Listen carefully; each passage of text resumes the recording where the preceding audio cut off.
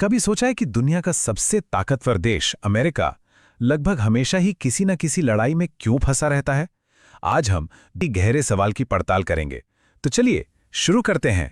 और इसका जवाब मिलता है 2003 के संघीय बजट के आंकड़ों में कि आधे से भी ज्यादा पैसा यानी 51% सुरक्षा पर खर्च हुआ और शिक्षा पर सिर्फ 7%। सोचिए जरा, ये सिर्फ एक आंकड़ा नहीं है, ये सरकारी प्राथमिकताओं की पूरी कहानी बयान करता है। जो असली सवाल है वो पैसों से भी कहीं ज्यादा गहरा है। सवाल ये है कि वो कौन सी ऐतिहासिक और आर्थिक वजह हैं जो अमेरिका को लगातार एक के बाद एक युद्ध की तरफ धकेलती रहती हैं। सीधे 19वीं सदी में यहीं से उस विचारधारा की शुरुआत हुई जिसने अमेरिका के विस्तार को एक तरह से उसकी पूरी पहचान को शेक दिया। इस सोच को एक नाम दिया गया था, मैनिफेस्ट डेस्टिनी। किताब के हिसाब से ये सिर्फ एक नारा नहीं था, बल्कि ये एक गहरा यकीन था कि अमेरिका को पूरे महाद्वीप पर फैलने का एक तरह से भगवान से मिला हुआ अधिकार है। और इसी सोच ने आगे चलकर कई हिंसक लड़ाइयों की जमीन तैयार कर दी। लेकिन किताब ये भी बताती है कि ये नियति कोई शांति से पूरी नहीं हुई। इसे हासिल करने के लिए मूल निवासियों को उनकी जमीनों से हटाया गया और मेक्सिको के साथ एक बड़ा युद्ध लड़ा गया। तर्क एकदम साफ है।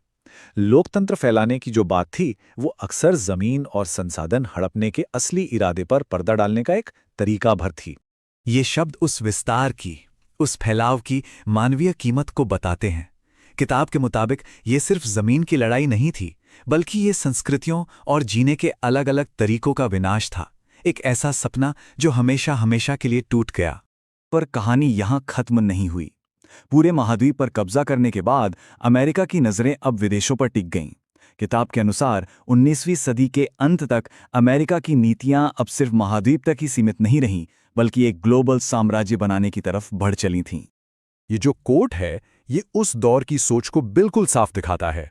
किताब का तर्क है कि विदेशों में दखल देने को नस्लीय श्रेष्ठता और दूसरों को सभ्य बनाने के नाम पर सही ठहराया गया। मतलब मकसद सिर्फ व्यापार नहीं था, बल्कि दुनिया पर अपना दबदबा कायम करना था। और ये सिर्फ कोरी बातें नहीं थीं। जो आंकड़े हैं वो दिखाते हैं कि कुछ ही दशकों के अंदर अमेरिका ने लैटिन अमेरिका और कैरिबियन में दर्जनों बार अपनी सेना भेजी। ये कोई एक दो बार की घटना नहीं थी, ये एक सोची समझी नीति का हिस्सा था। किताब में एक बहुत ही दिलचस्प किरदार का जिक्र आता है, जनरल स्मेडली बटलर। वो एक मिलिट्री हीरो थे जिन्होंने इन सभी ऑपरेशंस में हिस्सा लिया था।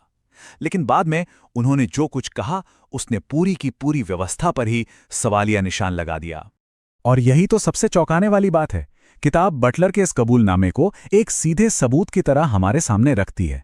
ये कोई बाहरी आलोचक नहीं था, बल्कि सिस्टम का ही एक हीरो था जो कह रहा था कि इन युद्धों का असली मकसद लोकतंत्र नहीं, बल्कि बड़े अमेरिकी कॉरपोरेशंस का मुनाफा सुरक्षित करना था।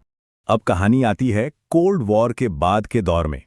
किताब का तर्क है कि दुश्मन तो बदल गए, लेकिन युद्ध के पीछे के आर्थिक कारण वही के वही रहे। खासकर जब बात 1991 के खाड़ी युद्ध की आती है। किताब का तर्क बहुत ही सीधा और सपाट है कि ये युद्ध कुवैत को आज़ाद कराने के लिए कम और मिडल ईस्ट के तेल के भंडारों पर अपना कंट्रोल पक्का करने के लिए ज्यादा था। किताब ऐसे सीधे सीधे बयानों से ये दिखाती है कि ये कोई छिपा हुआ एजेंडा नहीं था।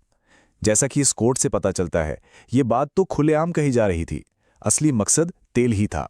तो सवाल उठता है कि इससे फायदा किसको हुआ? किताब के आंकड़े साफ साफ दिखाते हैं, युद्ध के दौरान तेल कंपनियों के मुनाफे तो आसमान छू रहे थे। किताब के लिए ये युद्ध और कॉरपोरेट मुनाफे के बीच का एक सीधा सीधा कनेक्शन है। तो ये जो चक्र है ये 21वीं सदी में कैसे जारी रहा? किताब का तर्क है कि दशकों तक विदेशों में दखल देने का नतीजा गुस्से और नफरत के रूप में सामने आया, जिसे ब्लोबैक कहते हैं। मतलब आपकी ही नीतियों का एक अनचाहा और हिंसक नतीजा। और 9/11 के हमलों को इसी चक्र के एक बहुत दुखद परिणाम के तौर पर देखा जाता है। किताब ओसामा बिन लादेन के इस बयान को ये समझाने के लिए सामने रखती है कि 9/11 हमलों के पीछे घोषित मकसद आखिर क्या था। तर्क ये है कि इन हमलों को अमेरिकी विदेश नीति की सीधी प्रतिक्रिया के रूप में देखा गया, न कि ये बिना किसी वजह के हुए। और अब किताब कहानी को घुमाकर वहीं वापस ले आती है जहां से हमने शुरू किया था, उस स्कूल तक जो टॉयलेट पेपर के लिए चंदा मांग रहा था। ये विदेशों में हो रहे युद्धों और देश के अंदर की समस्याओं के बीच एक सीधा कनेक्शन बनाती है। किताब के मुताबिक 1948 से लेकर अब तक अमेरिका ने अपने सैन्य साम्राज्य पर $15 ट्रिलियन खर्च कर दिए हैं। ये रकम इतनी ज्यादा है कि इसकी कल्पना करना भी मुश्किल है। लेकिन इन लगातार चल रहे युद्धों की असली कीमत क्या है? तो उस खर्च का असल मतलब क्या है? किताब इसे ऐसे समझाती है कि सिर्फ एक एयरक्राफ्ट कैरियर को चलाने की जो सालाना लागत है, उतने में हजारों घर बन सकते हैं, लाखों औरतों को हेल्थ केयर मिल सकती है या लाखों बच्चों को अच्छी शिक्षा दी जा सकती है। ये एक सीधी अदला बदली है, एक तरफ युद्ध तो दूसरी तरफ हमारी अपनी जरूरतें। और आखिर में यही वो कीमत है जो देश के अंदर चुकाई जाती है। किताब का तर्क है कि जब बजट का इतना बड़ा हिस्सा सेना के लिए चला जाता है तो इन सभी जरूरी क्षेत्रों में कटौती होना तय है। समस्या पैसे की कमी की नहीं है, बल्कि प्राथमिकताओं की है। और अंत में कि अगर ये कभी ना खत्म होने वाले युद्ध की कीमत है, तो इन नीतियों से असल में फायदा किसे हो रहा है और इसकी असली कीमत कौन चुका रहा है? ये एक ऐसा सवाल है जिसका जवाब हम सभी को सोचना चाहिए।